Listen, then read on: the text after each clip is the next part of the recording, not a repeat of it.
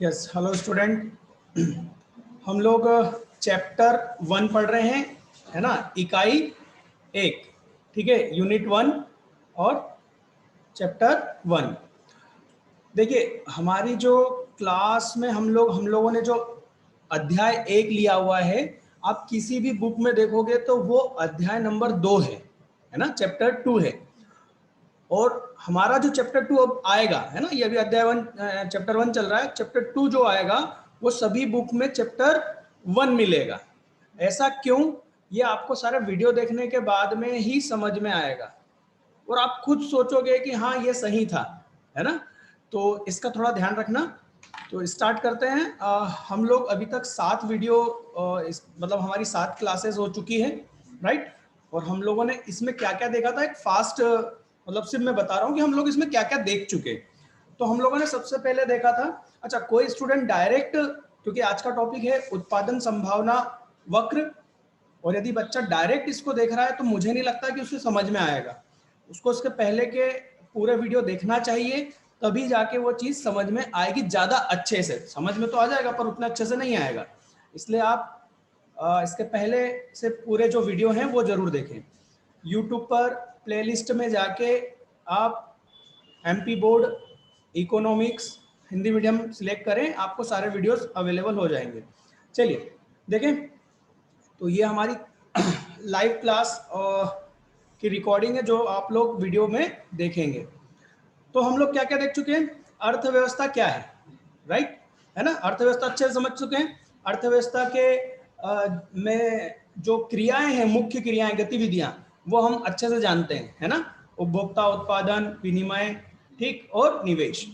अर्थव्यवस्था के प्रकार, पूंजीवादी प्रकार, ये हम सब पढ़ चुके हैं ना। समाजवादी अर्थव्यवस्था, मिश्रित अर्थव्यवस्था, इनके सभी के याद रखना, ये जो दूसरे दूसरे नाम है जैसे केंद्रीय योजना अर्थव्यवस्था, है ना, ये जरूर ध्यान रखना, क्योंकि वो कभी समाजवादी बोलेगा, कभी केंद्रीकृत योजनाबद्ध बोलेगा, ठीक।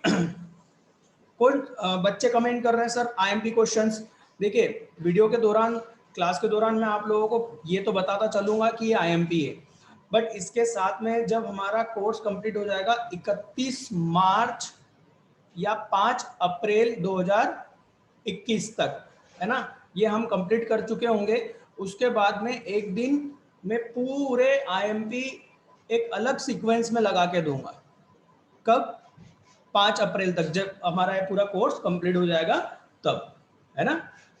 ABCD वाले आईएमपी जो हमने लास्ट ईयर 11th में भी देखे थे, है ना, वैसे, ठीक है। तो चलिए, यहाँ पर मिश्रित की व्यवस्था, हाँ ठीक है। आर्थिक समस्या क्या है? आर्थिक समस्या चुनाव की समस्या है, राइट, ये हम देख चुके थे। आर्थिक समस्या से क्या आशय है, क्यों उत्पन्न होती है, ये हम देख चुके हैं, है ना। अर्थव्यवस्था की केंद्रीय समस्या क्या है, ये भी हम देख चुके हैं।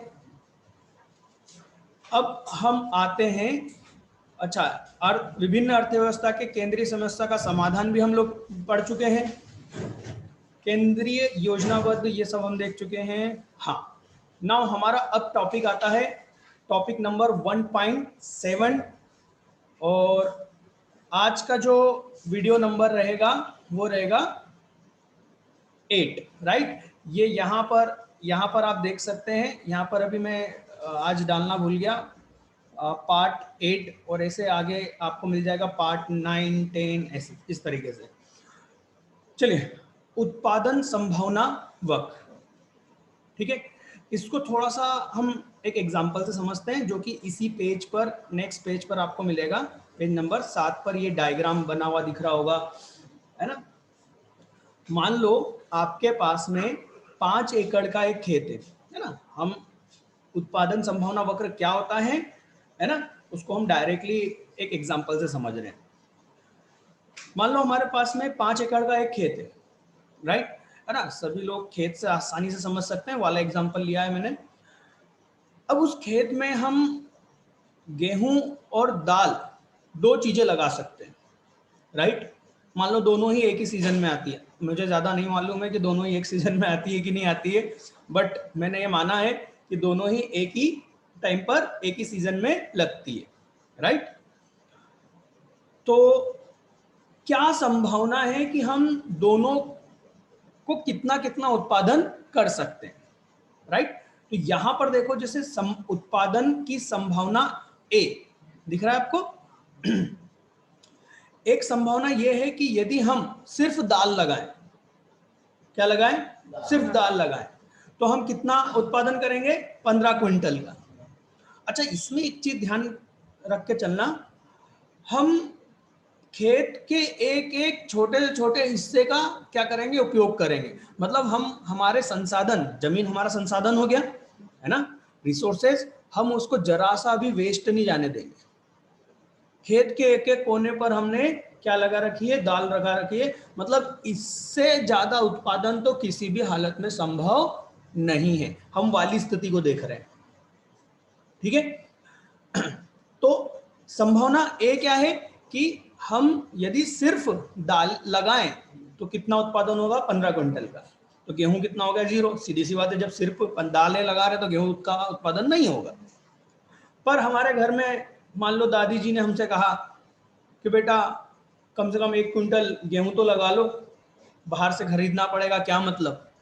यदि हम ऐसा करते हैं, सारणी में देखना बेटा, है ना, यदि हम ऐसा करते हैं तो 1 क्विंटल यदि हम गेहूं का प्रोडक्शन करना चाहेंगे तो मेरे को बताओ, दाल के लिए जमीन कम हो जाएगी, क्योंकि हम अभी तक पूरी जमीन पर किसका उपयोग कर रहे थे, दाल का उत्पादन कर रहे थे। अब जैसे ही हमने गेहूं लगाना है तो दाल का कुछ हिस्सा, दाल जिसमें लग रही थी उस हिस्से में अब क्या लगेगा, गेहूं। तो गेहूं का 1 क्विंटल उत्पादन करने के लिए हम यदि उत्पादन करते हैं तो हमको दालों का कितना मिलेगा, 14 क्विंटल मिलेगा। क्या हुआ, दाल का उत्पादन कम हो जाएगा, हाँ या ना।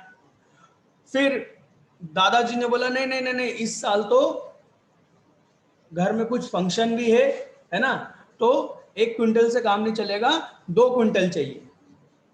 किसका, गेहूं का। तो ऑप्शन सी ये है कि यदि हम गेहूं का 2 क्विंटल का उत्पादन करेंगे तो दालों का उत्पादन कितना होगा, 12। अब यहां पर एक चीज समझो, पहले गेहूं का एक उत्पादन करने के लिए दाल में जो हमने छोड़ दिया है ना, उसको हम क्या बोलेंगे, सेक्रीफाइस। हमने सेक्रीफाइस कर दिया, त्याग कर दिया, हाँ या ना। तो कितना क्विंटल करा, 1 क्विंटल।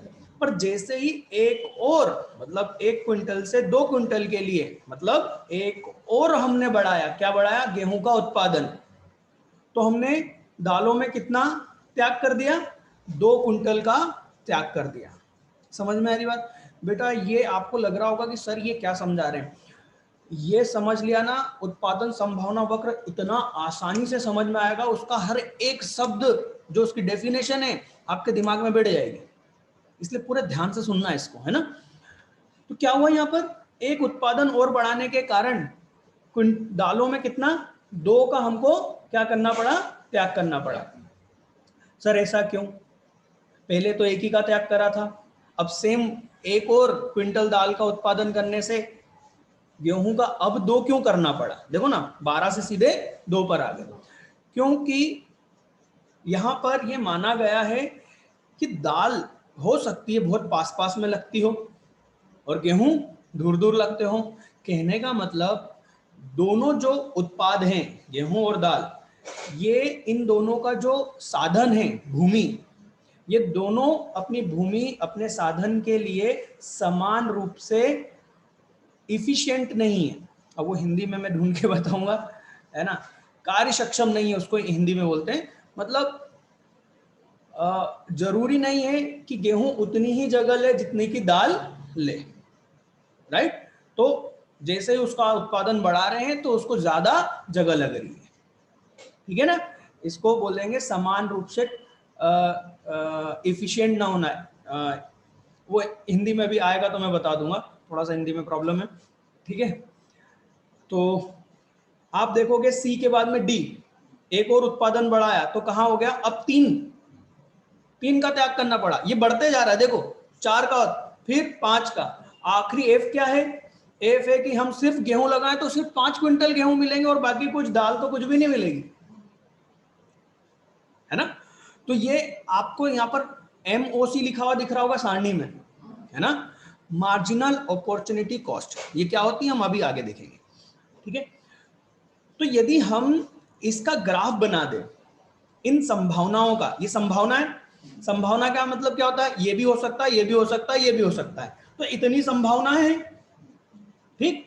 और याद रखना ये संभावनाओं में हम क्या कर रहे हैं, भूमि जमीन का छोटा सा छोटा हिस्सा भी हम उपयोग कर रहे हैं, मतलब कि इससे ज्यादा का उत्पादन तो हो ही नहीं सकता। हाँ, इसके अंदर हो सकता है, पर इससे ज्यादा का उत्पादन नहीं हो सकता। बात समझ में आ रही है? तो ये सारी संभावनाओं को हम एक ग्राफ में बदल दें, तो ये ग्राफ आपके पास में दिख रहा होगा, राइट। इस ग्राफ में आप देखोगे ए से लेकर एफ तक का एक कर्व मिल गया, है ना। ए से एफ दिखा बेटा, है ना। ए आपको वाई एक्सिस पे दिखेगा, एफ आपको एक्स एक्सिस पे दिखेगा, ठीक है। तो ये जो एक पूरा देखो, ए पॉइंट क्या दिखा रहा है, ए पॉइंट दिखा रहा है कि जो इधर पल्सेस, पल्सेस मतलब गेहूं, सॉरी दालें, है ना। और एक्स एक्सिस पे क्या है बेटा, एक्स एक्सिस पर है वीट, मतलब कि गेहूं, राइट। तो आप देखोगे ए पॉइंट पर, ए पॉइंट क्या दिखा रहा है, ए पॉइंट दिखा रहा है कि दालों का उत्पादन होगा 15 क्विंटल, तो एक्स का कितना होगा, 0, है ना। बी पॉइंट क्या दिखा रहा है, दालों का उत्पादन 14 और एक्स का मतलब कि गेहूं का उत्पादन कितना, 1 क्विंटल। अब जैसे जैसे एक एक क्विंटल हम आगे बढ़ते जा रहे हैं गेहूं में, वैसे वैसे दाल का उत्पादन क्या हो रहा है, घटते जा रहा है ना। और 5 क्विंटल जब हम करते हैं तो गेहूं कितना हो जाता है, 0। ये ग्राफ देखना तो आता है ना बेटा, ठीक है। तो यहां पर ये जो कर्व मिला ए से लेकर एफ, इसको हम क्या बोलेंगे, कर्व बोलेंगे, है ना। ये कर्व को ही उत्पादन संभावना वक्र बोलेंगे। कर्व मतलब इंग्लिश में कर्व बोलते हैं, हिंदी में वक्र बोलते हैं, ठीक है। तो इसको हम क्या बोलेंगे, उत्पादन संभावना वक्र। क्यों? क्योंकि ये वक्र क्या बता रहा है, उत्पादन की विभिन्न संभावनाओं को बताता है। किसके बीच में, दो विभिन्न उत्पादों के बीच में।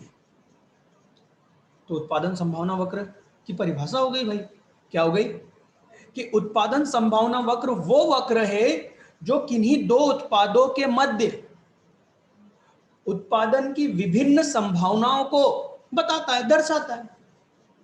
क्लियर? इसमें एक और चीज समझ लेना, हम सर हमको उत्पादन बढ़ाना है तो क्या हम नया खेत नहीं खरीद सकते, है ना।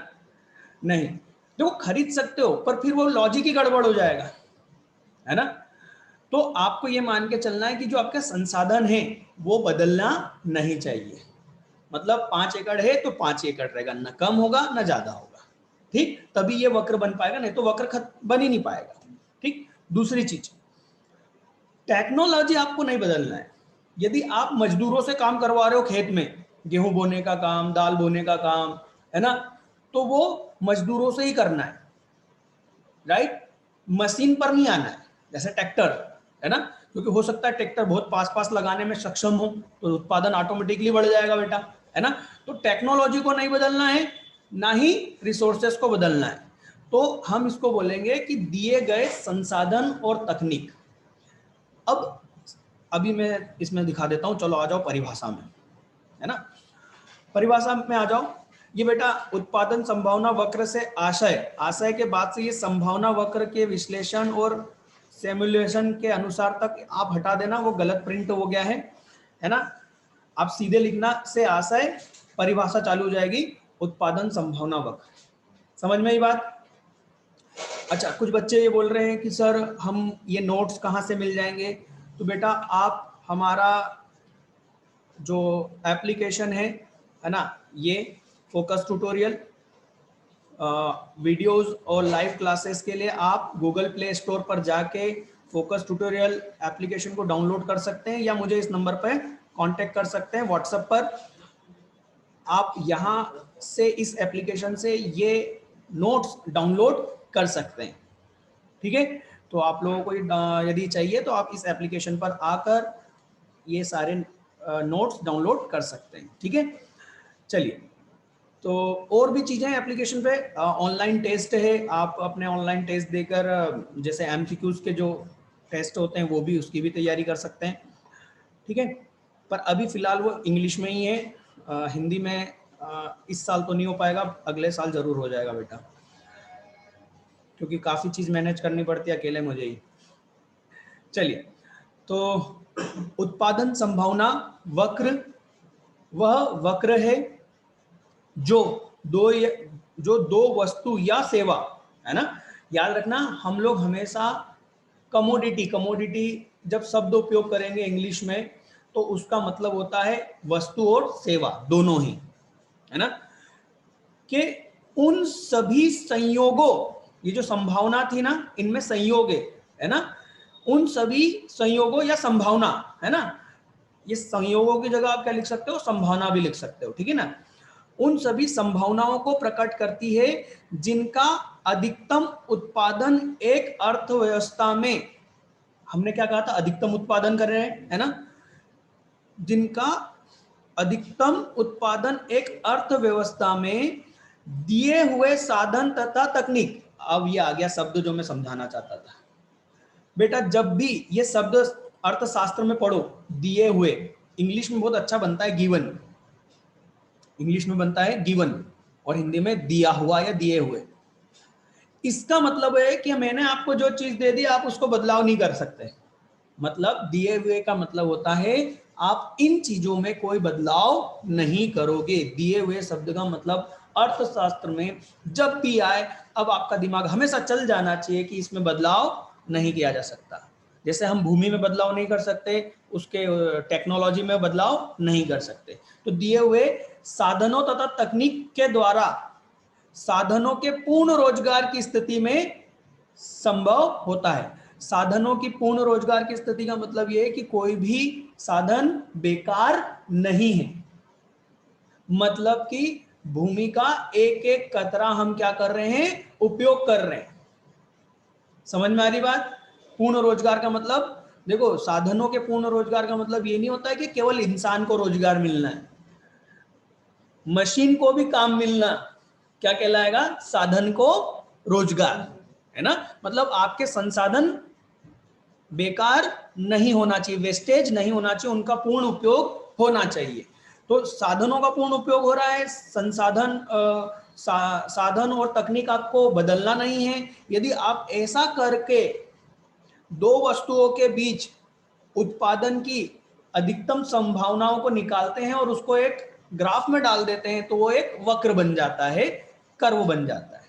बहुत आसान हो गया, याद रखना।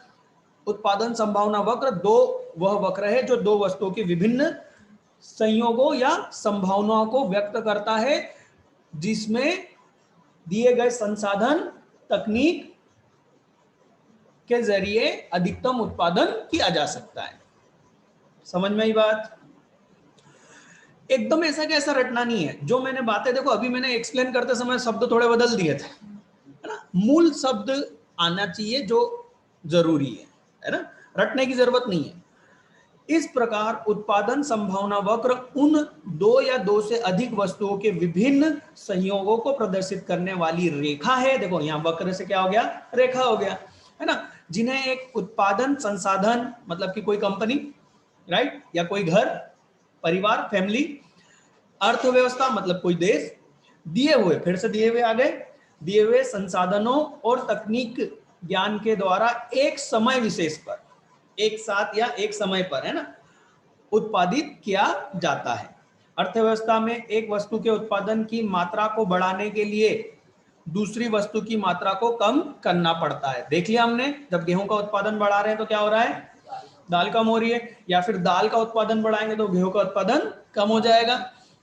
यही कारण है उत्पादन संभावना वक्र का झुकाव ऊपर से नीचे की ओर दाहिनी ओर होता है। ये जो वक्र बन रहा है आप देख रहे हो, कर्व है ना, वक्र, ये ऊपर से नीचे की ओर दाहिनी ओर होता है। ये क्यों हो रहा है, क्योंकि ये जो एमओसी लिखा हुआ दिख रहा है ना आपको सारणी में, ये क्या हो रहा है, देखो पहले चीज तो इसके दो गुण हैं, अभी हम देखेंगे इस वक्र की विशेषताएं देखेंगे, पर अभी यहां पर अंडरलाइन कर लो, कहा ये लिखा हुआ है ना, ऊपर से नीचे की ओर दाहिनी ओर होता है। एमसीक्यूज कई बार पूछा जाता है उत्पादन संभावना वक्र का झुकाव कैसा होता है, तो हम बोलेंगे ऊपर से नीचे की ओर दाहिनी ओर, है ना, मतलब राइट हैंड तरफ, ठीक है। अब यहां पर आता है उत्पादन संभावना वक्र का रेखीय प्रदर्शन। प्रश्न कैसा आएगा सर? प्रश्न बिल्कुल ऐसा ही आएगा, उत्पादन संभावना वक्र को समझाइए। 2 नंबर का है तो ये परिभाषा लिखनी है।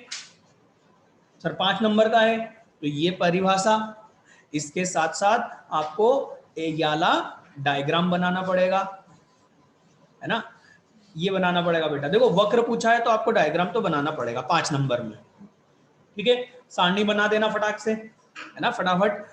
और डायग्राम बनाने में ज्यादा मत सोचना, टाइम वेस्ट मत करना, डायग्राम बनाना बहुत इजी है। फटाक से 2 एक्सिस लिए, y और x, ठीक, और पहले एक लाइन याली कर्व डाल देना। क्या करना? पहले ये कर्व डालना, देखो ये ऐसे a से लेकर f तक ऐसा बना देना, फिर यहां पर पॉइंट डालना। पॉइंट डाल के कर्व मत मिलाने जाना, नहीं मिला पाओगे। क्यों? क्योंकि तुम्हारे पास ग्राफ पेपर नहीं है, तुम एक कागज पे बना रहे हो, और वो भी जानता है बेटा कि आप एक कागज पे बना रहे हो तो एकदम वैसा नहीं बना पाओगे। बात समझ में आ रही है? मैंने खुद में भी जो ग्राफ बनाया ये एक्चुअल नहीं है, क्योंकि यदि 15 की क्वांटिटी करेंगे तो वो बहुत ऊपर तक चली जाएगी, y पर वो 15 ना जाने कहां चला जाएगा, इसका डबल चला जाएगा। समझ में आ रही बात? तो शॉर्टकट में बनाया गया है, ठीक है। तो अपने को भी बस फटाफट बना के दे देना है, उसको सिर्फ एग्जामिनर को सिर्फ इतना बताना है कि हाँ ये देखो ऐसा होता है। और देखो एक चीज समझना है ना, एग्जामिनर सिर्फ आपसे, कॉपी चेक करने वाले सिर्फ आपसे ये जानना चाहते बेटा कि आपको वो चीज समझ में आई कि नहीं है। हम एग्जामिनर को नहीं समझा सकते, वो हमसे कहीं गुना ज्यादा ज्ञानी है, हम उनको एक्सप्लेन नहीं कर सकते, हम उनको सिखा नहीं सकते। हमें तो सिर्फ ये बताना है साहब हमको ये बात समझ में आ गई है, और वो बस यही चेक करते हैं। एग्जाम का मतलब ये होता है कि आपको वो बातें समझ में आई है या नहीं।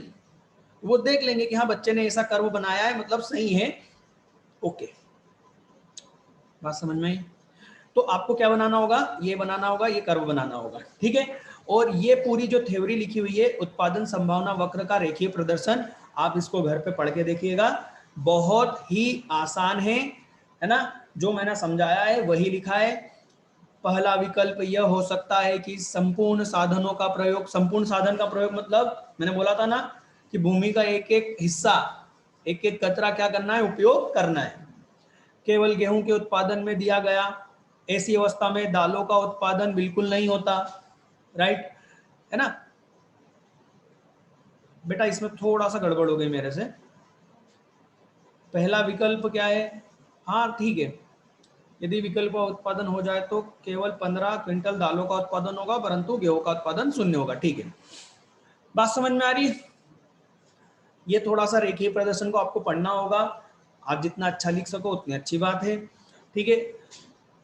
इन सभी बिंदुओं को जरा यहां पर देखो, ग्राफ के नीचे ये उत्पादन संभावना वक्र दिख रहा है, अलग से जो अंडरलाइन करा हुआ है उसके ऊपर, इन सभी बिंदुओं को मिला देने में हमें एफ वक्र प्राप्त होता है, जिसे उत्पादन संभावना वक्र कहा जाता है। देखो उत्पादन संभावना वक्र को एक और चीज से जाना जाता है, रूपांतरण वक्र। ये ध्यान रखना, रूपांतरण वक्र क्यों कहते हैं साहब?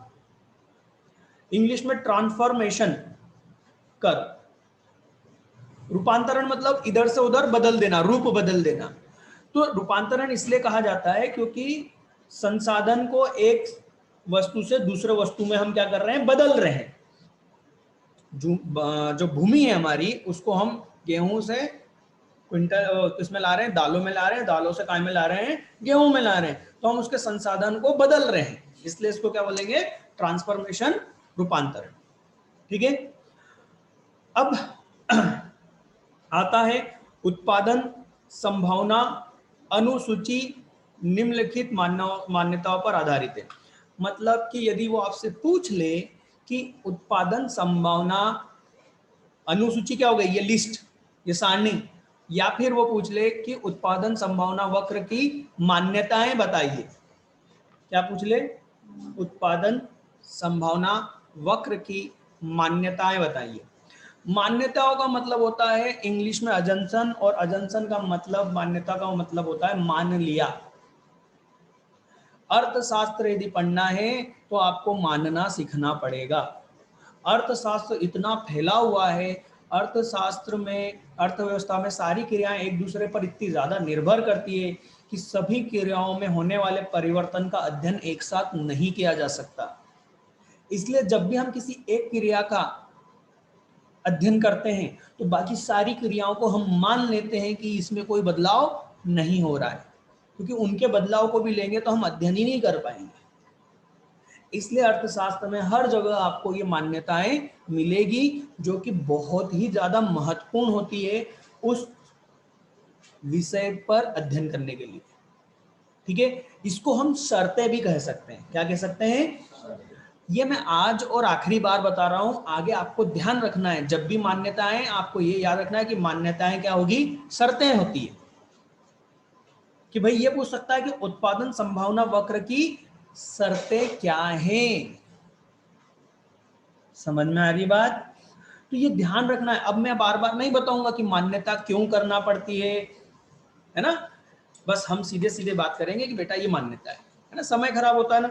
ठीक है, तो क्या संभावनाएं, क्या मान्यता है? तो बेटा परिभाषा में ही हमने ये बात बता दी थी कि क्या बात, उपलब्ध संसाधन क्या होना चाहिए? बदलना नहीं चाहिए, अपरिवर्तित, मतलब कि निश्चित। जमीन उतनी ही है, वो बदलना नहीं चाहिए। तकनीकी क्या आना चाहिए? बदलना नहीं चाहिए, मतलब कि अपरिवर्तित। और संसाधनों का क्या होना चाहिए? पूर्ण उपयोग, पूर्ण रोजगार बोला था ना, पूर्ण उपयोग होना चाहिए। बात समझ में आई? चलिए, चौथा क्या है? संसाधन सभी वस्तुओं के उत्पादन में समान रूप से कुशल नहीं होना चाहिए। मैं वो बोल रहा था ना, इंग्लिश वर्ड आ रहा था बार बार, इफिशिएंट, इफिशिएंट, हिंदी में उसको कुशल बोलते हैं। मतलब गेहूं को जितनी जमीन लगती है उतनी ही जमीन दालों को नहीं लगेगी, दोनों को अलग अलग लग रही है, राइट? है ना? उसी को बोलते हैं समान रूप से कुशल नहीं। अलग अलग का मतलब क्या हो जाएगा? समान रूप से नहीं, है ना? तो यहां पर यह शर्त है कि संसाधन सभी वस्तुओं के उत्पादन में समान रूप से कुशल नहीं होना चाहिए। इसीलिए यदि संसाधनों को एक वस्तु से दूसरे वस्तु के उत्पादन में स्थानांतरित किया जाता है, मतलब लगाया जाता है, तो सीमांत अवसर लागत बढ़ जाती है। सर, ये सीमांत अवसर लागत क्या होती है? आ जाओ सारणी पर वापस, ये एमओसी लिखा हुआ है ना, इसी को हम क्या बोलते हैं? सीमांत अवसर लागत, मार्जिनल अपॉर्चुनिटी कॉस्ट। इसलिए इसको क्या बोला है? एमओसी। आप इसको मोसी बोलना। क्या बोलना? मोसी। ये आसानी से याद रहेगा, है ना? मोसी, मार्जिनल अपॉर्चुनिटी कॉस्ट। देखो ये क्या हो रही है? बढ़ती जा रही है, 1:1 से 2:1। ये क्या हो रही है? बढ़ती जा रही है। ये क्यों बढ़ रही है? क्योंकि गेहूं और दाल दोनों के लिए जो भूमि है, संसाधन, वो समान रूप से कुशल नहीं है। इस वजह से ये क्या होगी? बढ़ती जाएगी। मैं जो तुम्हें बताने वाला हूं, एमपी बोर्ड में मुझे लगता है कि बहुत ही कम टीचर्स ये बात बताते हैं। ये सीबीएसई में बताया जाता है, क्योंकि मैं सीबीएसई भी पढ़ाता हूं बेटा, इसलिए वो चीजें मैं आप लोगों को बता रहा हूं, एक लेवल के लेके पढ़ा रहा हूं, है ना? तो ध्यान से समझना। ये जो कर्व है, ये कर्व ऊपर से नीचे की तरफ आ रहा है, जो हमने पढ़ा था दाहिनी ओर, राइट? इसका कारण क्या है ऊपर से नीचे आने का? इसका कारण यह है कि दोनों वस्तुओं के बीच में जो वो उत्पादन का जो संबंध है वो विपरीत है। विपरीत है मतलब गेहूं का उत्पादन बढ़ाएंगे तो दाल कम हो जाएगी, दाल का उत्पादन बढ़ाएंगे तो गेहूं का उत्पादन कम हो जाएगा। इसको क्या बोलेंगे? विपरीत संबंध। जब भी दो वस्तुओं का, दो चीजों के बीच में, दो चरों के बीच में आप ग्राफ बनाओगे और उनका यदि संबंध विपरीत संबंध है, तो जो ग्राफ होगा वो नीचे की ओर आएगा, हमेशा ढलान आएगी। पर यदि क्या है, विपरीत का उल्टा क्या हो जाएगा बेटा? धनात्मक, इसको ऋणात्मक बोलेंगे। और वो क्या हुआ? धनात्मक संबंध है, तो ग्राफ ऐसा ऊपर की तरफ जाएगा। है ना, इधर इसको भी बढ़ाएंगे तो वो भी बढ़ेगा, तो ग्राफ किस जाएगा, ऊपर की तरफ, है ना। तो जब भी ग्राफ ऊपर से नीचे की तरफ आए, चाहे वो कैसा भी आकार ले, आकार से मतलब नहीं है, वो ऊपर से नीचे की तरफ आ रहा है तो ऋणात्मक विपरीत संबंध होता है, जैसे कि इस एग्जांपल में दिख रहा है। और यदि ग्राफ ऊपर की तरफ जाए तो धनात्मक संबंध होता है। बात समझ में आ रही है। तो ये ऊपर से नीचे क्यों आ रहा है, क्योंकि ऋणात्मक संबंध है। दूसरा, इसका आकार ऐसा ही क्यों है, दूसरा क्वेश्चन सीबीएसई में पूछते हैं, इसका आकार ऐसा क्यों है। आकार तो कुछ भी हो सकते हैं, यदि आपको आकार देखना हो तो सबसे आखिरी पेज के पहले वाला पेज, मेरे ख्याल से पेज नंबर, अरे यार वो पेज कहाँ चला गया, ओ हाँ ये रहा, पेज नंबर 9। ये देखो, ये सीधी रेखा है ना, ये इस तरह का पीपीसी का आकार दिख रहा है। पेज नंबर 9 लास्ट से दूसरा पेज है ना, पीपीसी का आकार, एक ये इस तरह का आकार दिख रहा है, ये एक इस तरह का आकार दिख रहा है, एक ये आकार है। ये सब ऋणात्मक संबंध है, पर आकार अलग अलग है, राइट। ये आकार किस पर निर्भर करेगा, मोसी पर, अभी बताई थी ना मोसी, मोसी पर निर्भर करेगा। मोसी यदि बढ़ता हुआ है तो आकार ऐसा आएगा, देखो यहीं पर अपन इसको खत्म कर लेते हैं। पीपीसी का मतलब इंग्लिश में होता है प्रोडक्शन पॉसिबिलिटी कर्व, उत्पादन संभावना कर्व को इंग्लिश में क्या बोलेंगे, पीपीसी। और आपको भी ध्यान रखना है, कई बार ऐसा ही पूछ लिया जाता है कि भाई पीपीसी क्या है, ठीक। तो आपको ध्यान रखना है प्रोडक्शन पॉसिबिलिटी, पॉसिबिलिटी मतलब संभावना, कर्व मतलब वक्र, ठीक। तो उसका आकार किस पर निर्भर करता है, सीमांत अवसर लागत पर, मोसी पर, ठीक। अच्छा, सीमांत अवसर लागत होती क्या है ये हम अभी समझेंगे, ठीक है ना, ये समझना बाकी है। पर इस पर निर्भर करता है वो मोसी पर। यदि सीमांत अवसर लागत क्या हो रहा है, बढ़ रहा है, क्या हो रहा है, बढ़ रहा है को अंडरलाइन कर लो, बढ़ रहा है, तो पीपीसी मूल के, मूल मतलब ओरिजिन, ओरिजिन मतलब ये ओ है ना, मूल बिंदु, तो मूल के लिए क्या होगा, अवतल होगा। अवतल और उत्तल आपने 10वीं में कांच के बारे में पढ़ा होगा, ऐसा उभरा हुआ फिर अंदर से ऐसा, ये वही है। उभरा उभरा हुआ है तो क्या बोलेंगे, अवतल है। एमसीक्यूज आता है बेटा बहुत बार कि यदि मोसी बढ़ रही है तो क्या होगा, तो बोले मोसी बढ़ रही है तो अवतल होगा, ठीक। इधर नीचे मोसी क्या हो रही है, स्थिर है, स्थिर है तो ये स्ट्रेट लाइन बनेगी, सीधी रेखा, ठीक है। और यदि गिर रही है तो क्या होगा, उत्कल बनेगा, उत्तल, क्लियर। तो ये तीनों ही रिलेशन क्या है, नेगेटिव है, ऋणात्मक है। पर आकार कैसा होगा, आकार सीमांत अवसर लागत मोसी पर निर्भर करेगा, क्लियर। ये तीनों को ध्यान रखना, आकार कैसा होगा, एमसीक्यूज आसानी से बनता है बेटा, बहुत आसानी से एमसीक्यूज बनता है। चलिए अब हम आ गए हमारे टॉपिक पर जहां पर हम थे। तो आज का टॉपिक का नाम क्या है, उत्पादन संभावना वक्र, है ना, ये पूरा कंप्लीट हो जाएगा आज। हम लोग अब आ गए हैं उत्पादन संभावना वक्र के गुण। तो ये हम समझ चुके हैं, बस हमें पढ़ के देखना है। पहला क्या है, यह बाएं से दाएं की ओर झुका हुआ ढलान है, हम पढ़ चुके हैं। और क्यों है, क्योंकि एक वस्तु का उत्पादन बढ़ाते हैं तो दूसरा क्या होता है, घट जाता है। और ऐसा क्यों है, क्योंकि इन दोनों के बीच में विपरीत संबंध है, ऋणात्मक संबंध है, क्लियर। आगे नकारात्मक है ना, ऋणात्मक नकारात्मक एक ही बात है।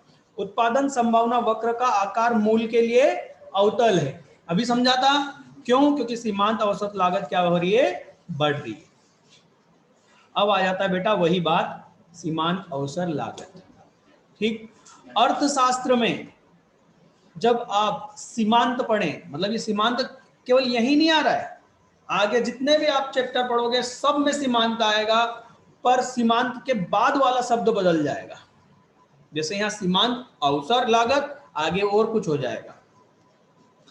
तो सीमांत का मतलब समझ लो, आगे बार बार नहीं समझेंगे हम। सीमांत का मतलब सिर्फ इतना सा है, वापस उस सारणी पर आ जाओ, सारणी पर आ जाओ। सीमांत का मतलब होता है, इंग्लिश में तो मार्जिनल बोलते हैं, पर मतलब बता रहा हूं बेटा, है ना, कि जैसे ही हम किसी एक में एक और बढ़ते हैं, किसी भी चीज में जब हम एक और बढ़ते हैं तो दूसरे में उसका परिवर्तन को सीमांत बोलते हैं। मतलब एक और बढ़ने से दूसरे में जो परिवर्तन आया, भाई हमारे यहां पर एक और उत्पादन कर रहे हैं ना, गेहूं का एक और क्विंटल उत्पादन कर रहे हैं। आप देखो हमने गेहूं में सिर्फ एक एक क्विंटल का ही उत्पादन बढ़ाया है। एक यूनिट, एक इकाई आगे बढ़ने पर दूसरे में जो परिवर्तन होगा उसको सीमांत बोलते हैं। मतलब सीमांत में मुख्य चीज क्या है, बढ़ना कितना है, एक और। एक जब क्विंटल में बात चल रही है तो हम कितने बढ़ेंगे, एक क्विंटल ही बढ़ेंगे। बात समझ में आ रही है? एक क्विंटल आगे बढ़ेंगे तो दूसरे में क्या होगा, इसी को सीमांत बोला जाएगा। हर जगह हमको बस ये रखना, एक और से दूसरे में क्या, एक और से दूसरे में क्या। ठीक है, अब देखो मान लो आप बी पर थे, कहां थे, और सीधे आप ई पर आ गए, कितने बढ़ गए, तो सीधे 4 हो गया, है ना। तो कितने पॉइंट बढ़े, एक एक दो तीन, 3 पॉइंट आप बढ़े, है ना। टोटल उत्पादन कहां से कहां तक आ गया, दालों का उत्पादन है ना, 14 से कितना आ गया, 5।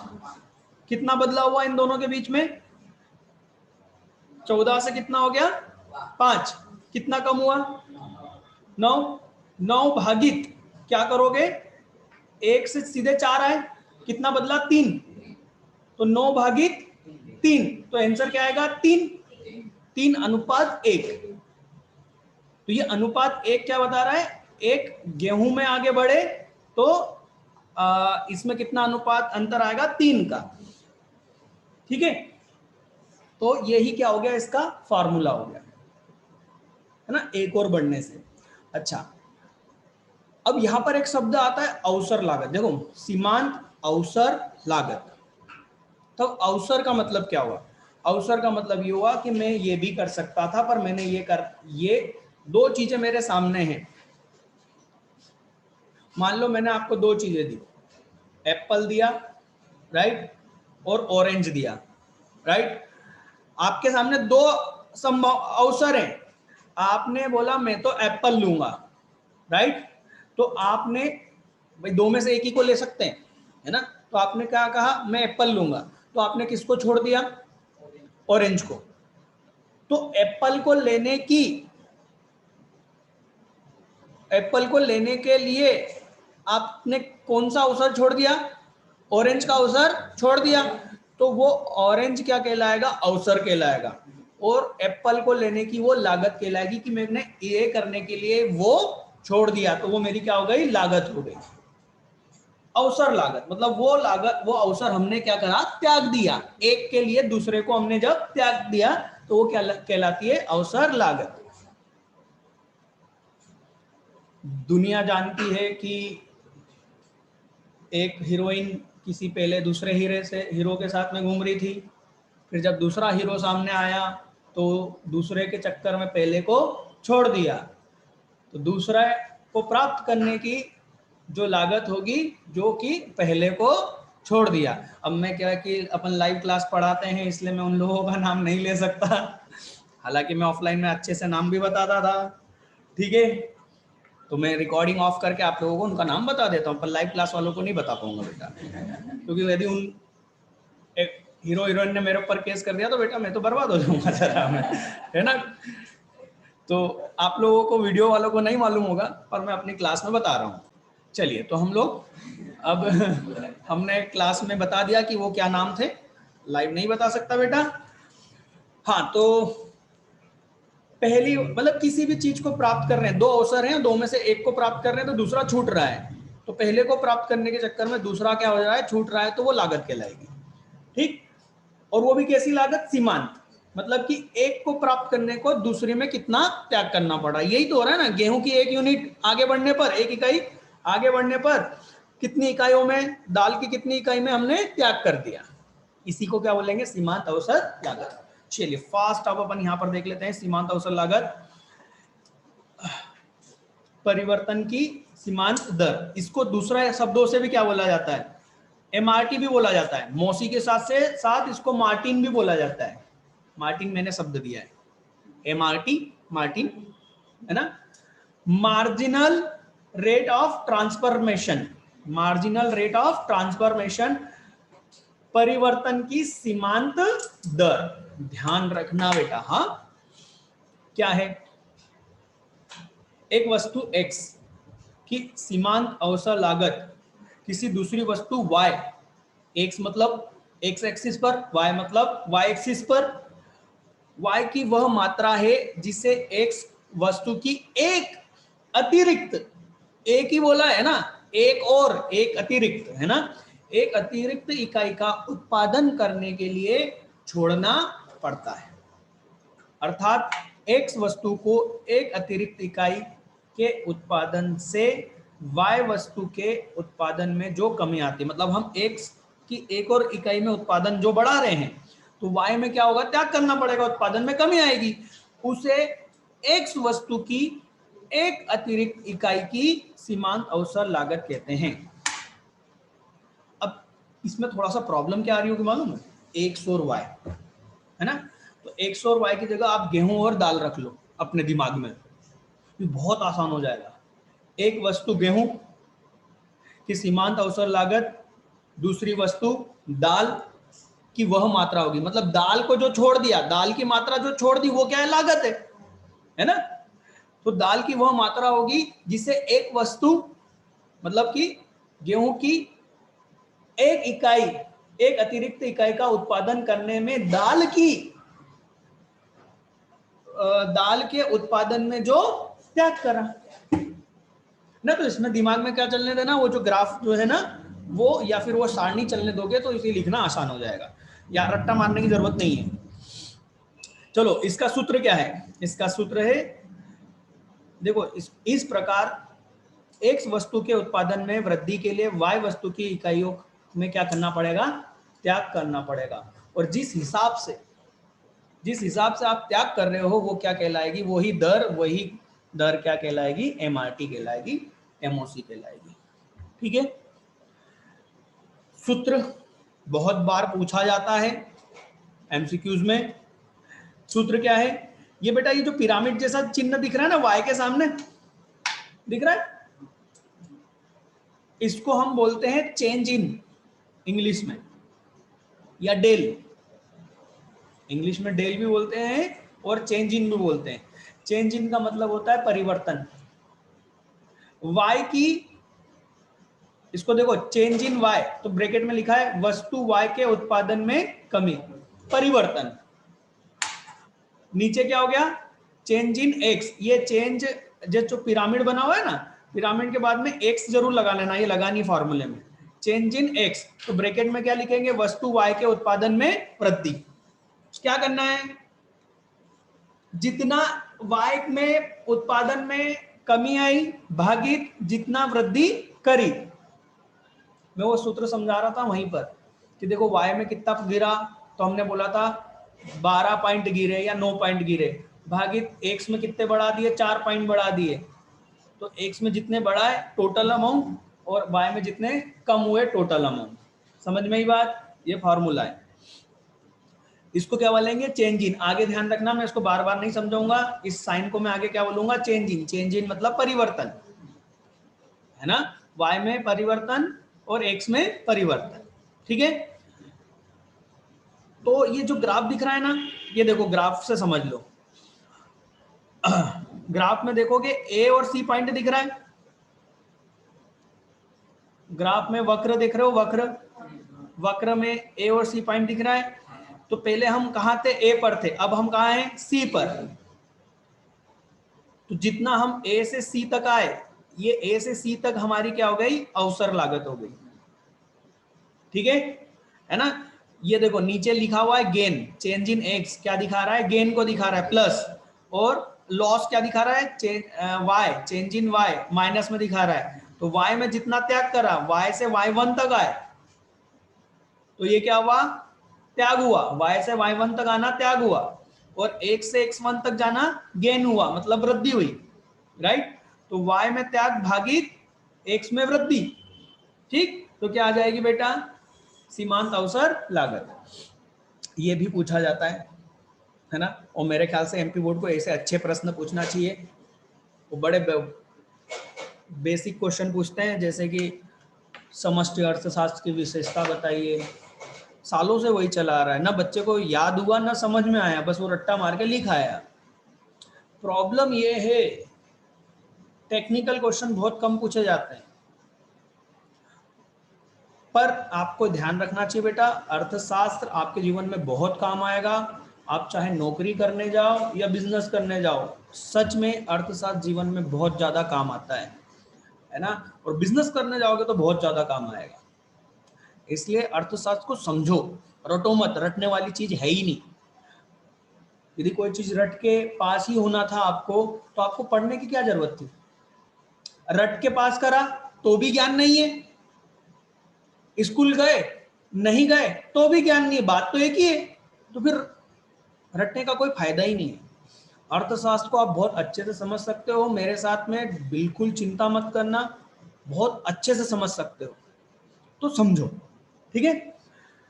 तो सीमांत अवसर लागत प्रश्न पूछा जा सकता है क्या है, तो आप इस तरीके से ये फॉर्मूले तक लिख सकते हो। ज्यादा नंबर में बोला जाए तो ये ग्राफ बनाकर नीचे उसको समझा सकते हो, ठीक। कम नंबर में है तो सिर्फ फार्मूले तक लिखो, थोड़ा ज्यादा नंबर का है तो पूरा लिख दो, ठीक।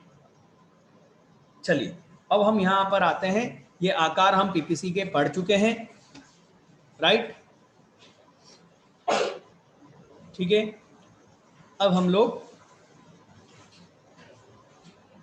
ये देखते हैं कि सीमांत, ये उत्पादन संभावना वक्र में बदलाव, ठीक है, कब होगा। सर क्या उत्पादन संभावना वक्र में बदलाव हो सकता है, बिल्कुल हो सकता है। सर कब होगा, जब उसकी जो शर्तें हैं, जो वो मान्यताएं हैं बेटा, उनमें क्या आ जाए, परिवर्तन आ जाए। अरे संसाधन 5 एकड़ से आपने 10 कर लिया, तो उत्पादन भी क्या हो जाएगा, डबल हो जाएगा, तो वक्र क्या हो जाएगा, ऊपर की तरफ बढ़ जाएगा। ये देखो लिखा है संसाधनों में वृद्धि दोनों वस्तुओं के लिए, दोनों वस्तुओं के लिए मतलब आपका संसाधन दोनों के लिए है। जैसे गेहूं और दाल, आपने ऐसी जमीन खरीदी जिस पर क्या लगा सके, दोनों ही लगा सकते हैं, तो आपने संसाधन को बढ़ाया, तो ये कर्व क्या होगा, किधर की तरफ जाएगा, दाहिनी तरफ जाएगा, राइट हैंड तरफ शिफ्ट हो जाएगा। इसको क्या बोलेंगे, shift in PPC, right toward right. ध्यान रखना एमसीक्यू से वो बोलेगा क्या, कि दोनों वस्तुओं के संसाधन में यदि वृद्धि कर दी जाए तो जो पीपीसी होगा क्या होगा, तुम बोलोगे शिफ्ट होगा। शिफ्ट होना मतलब अपना स्थान छोड़ देना। मैंने आप जैसे इधर से उधर शिफ्ट होते हैं, जैसे एक बेंच से मैंने बोला कि बेटा वाली बेंच से उठकर इधर आ जा, शिफ्ट हो जा, तो आपने वो पुरानी जगह पूरी तरह से छोड़ दी, हाँ या ना। जब कर वो पूरी जगह अपनी छोड़ दे पुरानी, तो उसको हम क्या बोलेंगे, शिफ्ट हो गया, है ना। हिंदी में मेरे को याद नहीं आ रहा है, आपको एमसीक्यूज जो दूंगा उसमें मिल जाएगा हिंदी शब्द, है ना। तो शिफ्ट होने का मतलब क्या होगा, अपनी जगह को छोड़ देना पूरी तरीके से। देखो ये कर्व दिख रहा है आपको, ए के नीचे गिवन रिसोर्सेज, गिवन रिसोर्स का मतलब पहले वाले रिसोर्सेज, और क्या हुआ, रिसोर्सेज में क्या हो गया, इंक्रीज। तो भाई एक्स में भी वृद्धि होगी और वाई में भी वृद्धि होगी, हाँ है ना। तो क्या होगा, एक नया कर्व आ जाएगा। इस कहने का मतलब पुराने कर्व ने पुरानी जगह छोड़कर दोनों ने नई जगह पकड़ ली, तो इसको क्या बोलेंगे, शिफ्ट होना, ठीक है। संसाधन में कमी, तो संसाधन में कमी होगा तो क्या होगा, इधर की तरफ अंदर की तरफ आ जाएगा। तो पूछेगा संसाधन में वृद्धि होगी तो क्या क्या होगा, हम बोलेंगे राइट हैंड तरफ क्या होगा, शिफ्ट होगा। दाहिनी ओर शिफ्ट होने को क्या बोलेंगे हिंदी में, स्थानांतरित हो जाएगा, ऐसा कुछ बोलेंगे। ठीक है, अभी मैं बता दूंगा, अभी मत देखो आप, मैं जो बोल रहा हूं समझो। और कमी कर दिया तो राइट हैंड तरफ शिफ्ट हो जाएगा, लेफ्ट हैंड तरफ शिफ्ट हो जाएगा। ठीक है, ये लेफ्ट हो गया, मेरा वीडियो में अलग दिखेगा, ठीक है, तुम अपना देखो। वीडियो में क्या होता है, मिरर इमेज होती है तो उल्टा दिखता है। हाँ, अब संसाधन में किसी एक वृद्धि, एक ही वस्तु के लिए उत्पादन हुआ, मतलब सर, मतलब हमने ऐसी जमीन खरीदी थी यहाँ पर सिर्फ क्या हो सकता है, गेहूं का ही उत्पादन हो सकता है, दाल का नहीं हो सकता भाई। बाहरी जमीन, हल्की जमीन बोलते हैं ना अपने, नहीं हो सकता।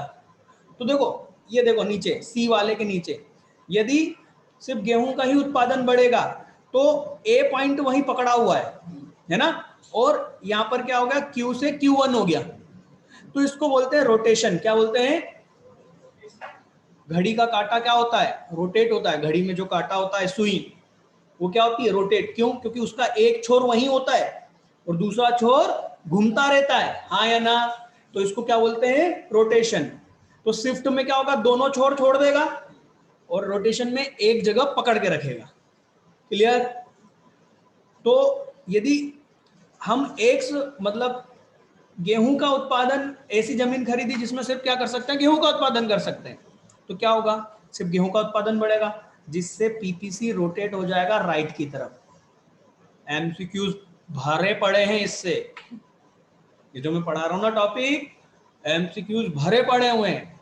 वो क्वेश्चन सिर्फ ऐसा पूछेगा कि संसाधनों में इस प्रकार की वृद्धि जिससे कि क्या हो, एक ही वस्तु का उत्पादन किया जा सकता है, तो हम क्या बोलेंगे कि भाई पीपीसी रोटेट होगा।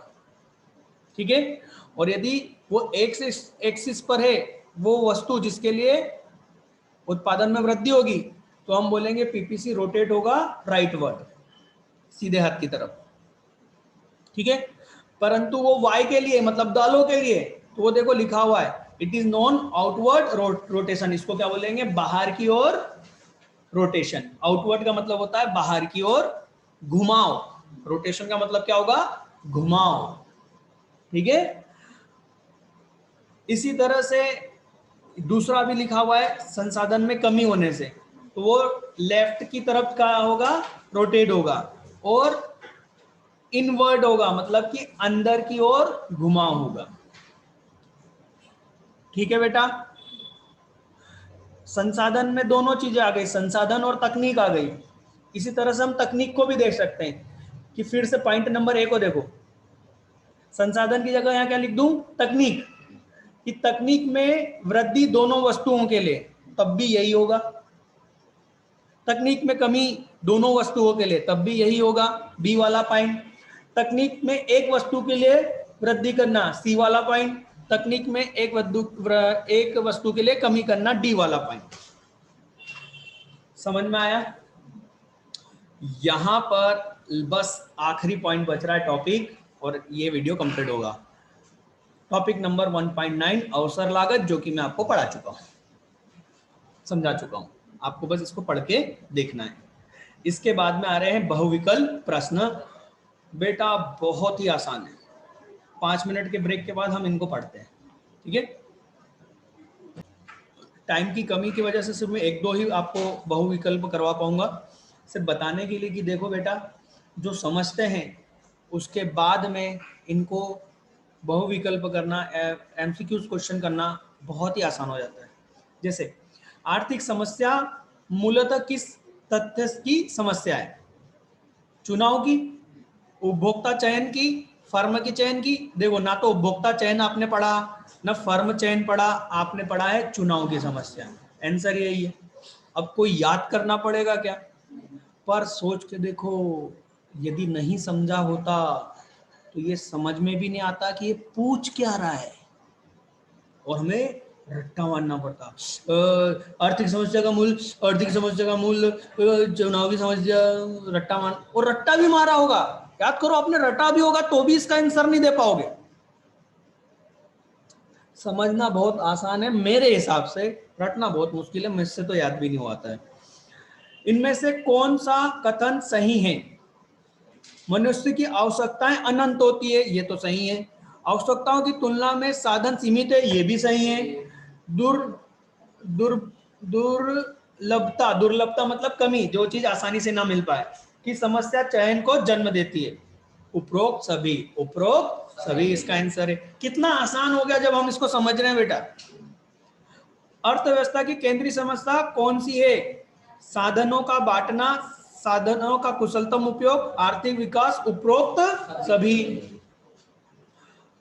है ना। उत्पादन संभावना वक्र का ढलान अभी बढ़ा, बाएं से दाएं की ओर, नीचे की ओर, है ना। तो देखो बाएं से दाएं लिखा है, दाएं से बाएं लिखा है, ऊपर की ओर, नीचे की ओर, तो इसमें आएगा बेटा बाएं से दाएं की ओर। वैसे ऊपर से नीचे भी इसका आंसर है ना, ये थोड़ा सा कंफ्यूजिंग है, ठीक, पर इसको हम लगाएंगे बाएं से दाएं की ओर, ठीक है। अर्थव्यवस्था को वर्गीकृत किया जा सकता है पूंजीवादी, समाजवादी, मिश्रित, सभी। किस अर्थव्यवस्था में कीमत तंत्र के आधार पर निर्णय लिया जाता है? बताओ। पूंजीवादी, वेरी गुड, समझा हुआ था, है ना। ये मैंने सारे इस पीले की वीडियो में अच्छे से समझाया बेटा, है ना। इस तरीके से आप क्वेश्चन इसके करके देखना, काफी सारे इलस्ट्रेशन मैंने दिए हुए हैं, ठीक। और आपको बता दूं, जब हमारा अर्थशास्त्र कंप्लीट हो जाएगा 31 मार्च 2021 या 5 मार्च 5 अप्रैल 2021, इसके बीच में हम एक क्लास लेंगे जहां पर हम कोशिश करेंगे आपको ज्यादा से ज्यादा एमसीक्यूज की प्रैक्टिस करवाने की और साथ में आईएमपी क्वेश्चंस देने की, ठीक। पर फिलहाल जो हम पढ़ रहे हैं आपको वो याद करते हुए चलना है, समझते हुए चलना है, ठीक है। आज के लिए बेटा इतना ही है। कल हम सेकेंड चैप्टर पढ़ेंगे, ठीक है, जो कि किताबों में क्या है, फर्स्ट चैप्टर, ठीक है।